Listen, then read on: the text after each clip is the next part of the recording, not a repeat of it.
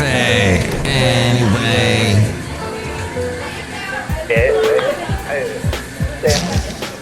Mike's Daily Podcast. Yes, it's daily. It's a daily podcast. Yeah, to do on the podcasting. My name's Mike. Mike's Daily Podcast. Welcome to Mike's Daily Podcast. My name is Mike Matthews. How are you doing today? Did you choose to have a good day? Or did you just kind of go, this doesn't matter anyway. I'm alive. Who cares? But yes, you should be thankful for every day that you Mike's Daily Podcast. get out of bed and start something and do something. You have the potential to change the world and all that stuff. Yes, that's true. Mike's So I'm here Daily to tell you Podcast. about interesting stuff. Yeah. And make the most of your time, because David Crosby, of course, of Crosby, Stills, Nash Young, and the Byrds. We were talking about him yesterday and about this interesting podcast he did with a good friend of his. They talked about all kinds of stuff, philosophical things, and one of the big regrets that David Crosby had, that he was really just upset about, and you can hear it in the podcast that he does with his friend, that I forget the guy's name, but he says there is just not enough time, and all the time I've wasted in my life, all this wasted time, I could have been doing other stuff. He said, I still want to learn 8 languages. I want to read up on history of something or other. There's still a lot he wanted to do, and instead he wasted it, he said. And I don't know specifically how he wasted it. I guess I'd have to hear the whole podcast, but it is very interesting too that I didn't realize he had a falling out with Graham Nash. I know he and David Crosby used to hang out in downtown Ventura when I lived there. And they used to go to this place called Cafe Voltaire in the 90s. And here's today's podcast picture. They would show up and just listen to music, and sometimes they brought some people, that were like discovered talent.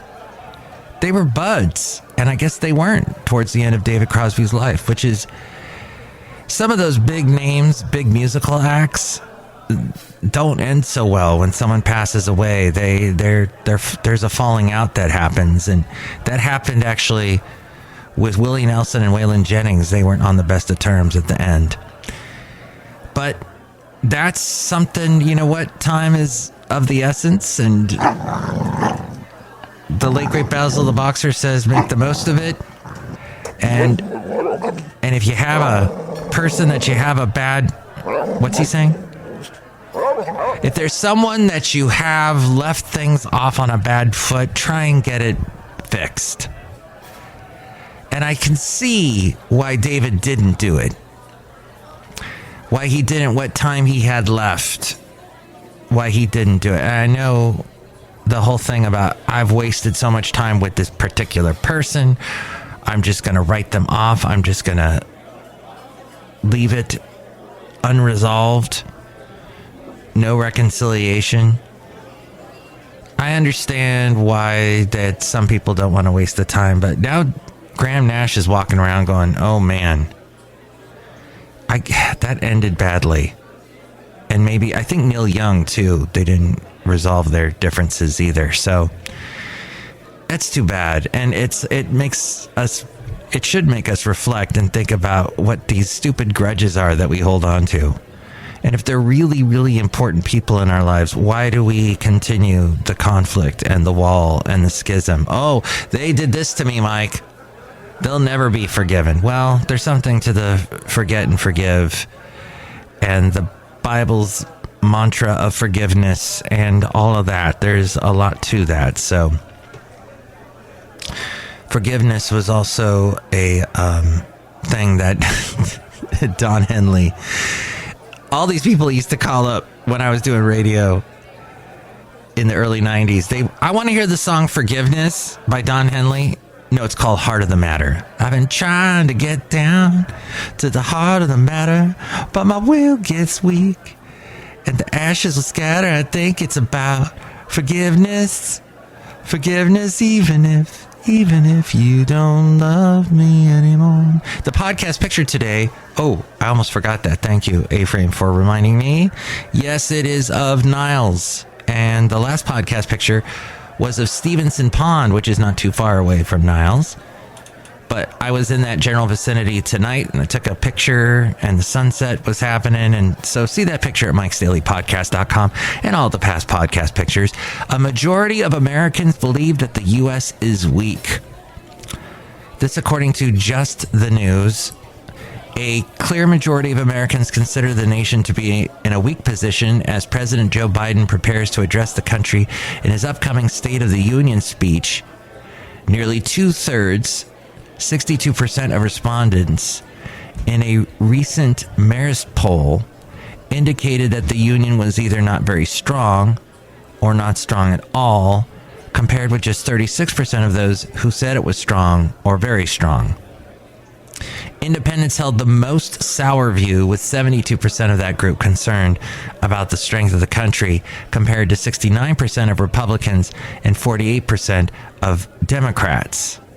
What does that mean with all those independents? Well, those independents could end up going Republican. The Marist poll said President Biden's job approval ratings among Americans is 43%, identical to his rating in December of 2022. So it has not changed in a month, apparently. 48% of residents disapprove, 9% are unsure, while 19% of Americans strongly approve of Biden's job performance. 36% strongly disapprove. So is that typical for a president midway through his term, his first term? I don't know. But there's another poll that says Americans say that the top problem in the country is government leadership. This from the New York Post. Americans now say that a lack of leadership, as we go outside a cafe anyway, where we bring in Mike's Daily Podcast, somewhere in Podcastro Valley, the last place on earth. Anyway, that a lack of leadership from President Biden and the Congress. So the Congress is also to blame. And now, don't forget that the House of Representatives is now controlled by the Republicans. And don't forget the Supreme Court basically is controlled by the Republicans.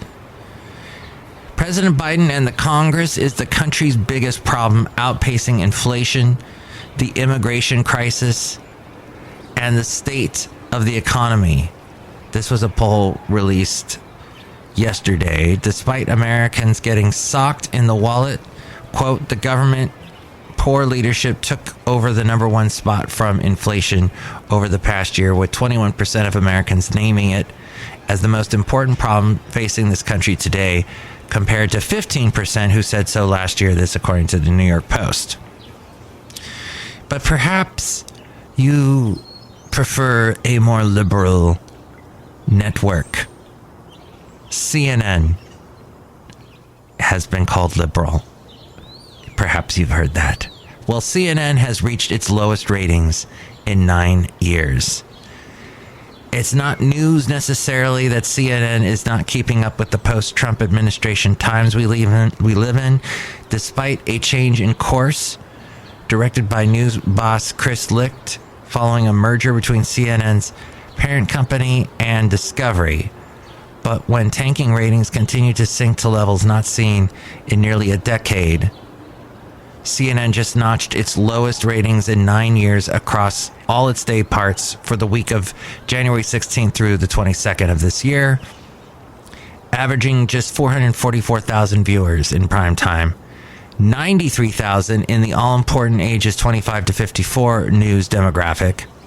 Yes, 25-year-olds are concerned about news. And 417,000 in viewers and 80,000 in the demo for total day. It's the first time since May of 2014 that the network failed to reach 450,000 viewers. That from The Wrap and from writer Spencer Brown. So what does that mean? I don't have a exact analysis of how Fox is doing, MSNBC, Any other news channel you prefer? Newsmax. What was the Russian one? RTV. Does that even exist anymore? Foreign-owned news companies. I think they've been booted. I may be wrong. Then there's this little bit, and that is the DOJ prosecutors, Department of Justice prosecutors, filed the request late Friday with U.S. District Judge Lewis Kaplan after they discovered a message from Bankman-Fried to the General Counsel of FTX on the Signal messaging app, according to their letter to the judge. DOJ requested a revision to the Sam Bankman-Fried's bail condition after discovering he reached out to witnesses. The prosecutors interpreted that exchange as a sign that Bankman-Fried may try to influence witnesses in his upcoming trial that have incriminating efforts against him.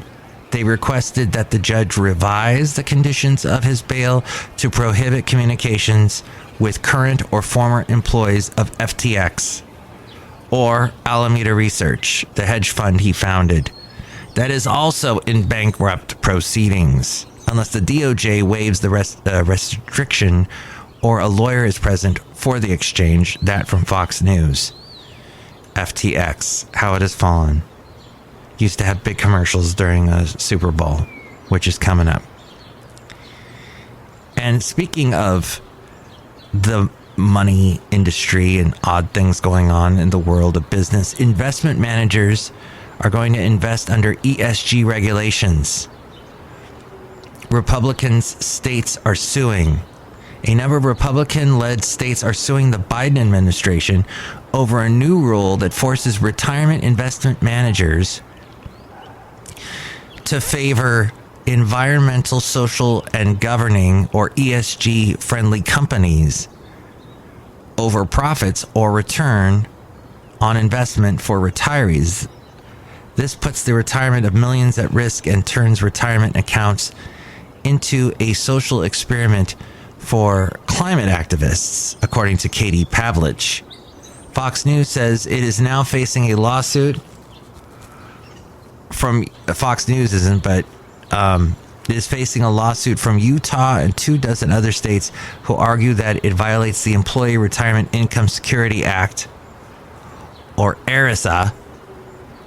That was from 1974, that act, which says that retirement plan assets must be held for the exclusive purpose of providing benefits to participants in the plan, and that the fiduciaries must act solely in the participants' interests.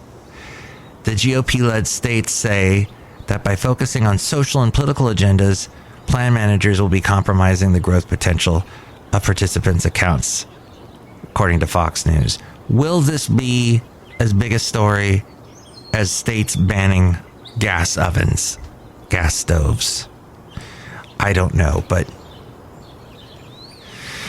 that's something that I don't get too excited about. I have an electric stove. I can work with it, but some people, gas stoves. Now, when the power goes out, a gas stove will be your savior, because you need it. With the electric stove, you can't cook. My quote-unquote gas stove is outside. It's the grill, the propane tank. That's my gas stove. If that's gonna get banned too, or maybe this is all hysteria, I don't know. But outside a cafe anyway, somewhere in Podcaster Valley, look who's here.